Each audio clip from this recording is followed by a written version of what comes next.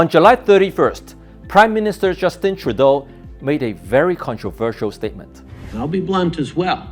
Housing isn't a primary federal responsibility. It's not something that we have direct carriage of, but it is something that we can and must help with. Some people think that he may be technically correct because housing is mostly dealt with at the provincial level. Some people think that the statement is politically incorrect. What do you think? I think there is one thing that is undeniable. The federal government is directly responsible for creating the housing demand because they control immigration. Who is the Minister of Immigration? Fraser. You created the problem on the demand side, now you go fix it on the supply side. That's just my hilarious interpretation of Fraser's promotion from the Minister of Immigration to the Minister of Housing. He was the one who let all the new people in, and now he is going to tackle the housing crisis at the federal level. Some people think there's an easy solution to our housing crisis. Just shut down immigration. As with many problems in life, the easiest solution may not always be the best solution. You fix one thing, you damage something else. The toughest situation comes when there's no absolute right or wrong. You have to weigh out your pros and cons, pick a direction and fight along. Which direction you pick for Canada? Shut down immigration and tackle an aging population with more than 1 in 5 people retiring? Or would you rather have an explosive population growth and tackle a housing crisis? Comment below and let me know. For now, our federal government has made a clear choice for us. We will continue to stick to the high immigration targets and we will go all in to fix our housing crisis. You can see that clearly on the slogan on Trudeau's mic stand, building more homes faster. All 3 levels of governments are taking immediate actions to tackle the crisis. Some of the actions are very high profile and of course very controversial. What are they doing?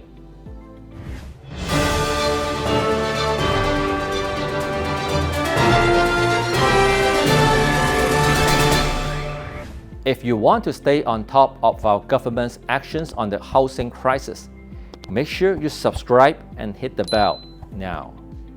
Let's start with the federal government. It is firm on the immigration target, but our new housing minister says the government should start thinking about international students. The study permits program is a temporary resident program that is simply driven by demand and does not have a cap set. At the end of 2022, how many international students do you think we have? 807,260. That number is definitely putting pressure on both our job and housing markets.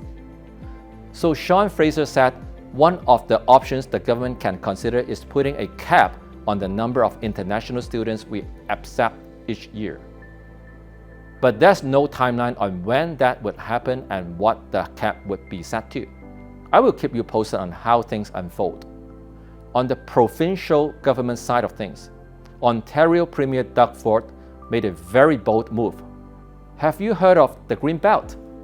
It is a protected area of green space, farmland, forests, wetlands, and watersheds. It includes 2 million acres of land from the Niagara region all the way to the east of Durham region, cities of Pickering, Oshawa. In order to build homes faster, the Ford government opened up 7,400 acres of the Greenbelt to development. Ford wants to see 50,000 homes built on the former Greenbelt lands. There's a lot of controversy about this decision and how the lands were selected. Opposition leaders are calling for the decision to be reversed. But Ford is going full steam ahead with the decision. When you are in a housing crisis, you have an inferno happening. Firefighters run to the fire. They don't run away from it. And in my position, I have to deal with a crisis, he said. So let's see where this new 7,400 acres of land from the Greenbelt is located. A majority of it, over 4,200 acres, that's more than 57% of the new land, is located in one city. Which city is it? Take a guess. It is on the east side, the city of Pickering. It is going to be a spotlight for developments with that much land allocated. An other major city with land removed from the Greenbelt is the city of Vaughan. It gets around 16 acres of new land.